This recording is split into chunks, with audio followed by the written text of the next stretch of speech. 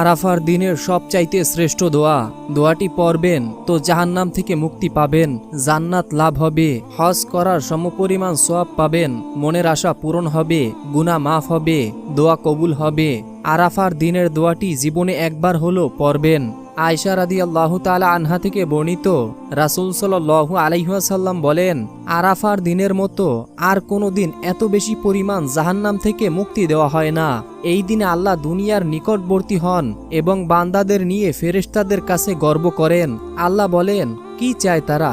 দোয়াটি মনোযোগ সহকারে শুনুন। লা ইলাহা ইল্লাল্লাহু ওয়াহদাহু লা শারীকা লাহু লাহুল মুলক ওয়া লাহুল হামদু ওয়া হুয়া আলা কুল্লি শাইইন কদির। অর্থ, আল্লাহ ছাড়া কোনো উপাস্য নেই, তিনি একক, তার কোনো শরিক নেই, রাজত্ব একমাত্র তারই, সমস্ত প্রশংসা একমাত্র তার জন্য, আর তিনি সবকিছুর ওপরে ক্ষমতাবান। সুবহানাল্লাহ।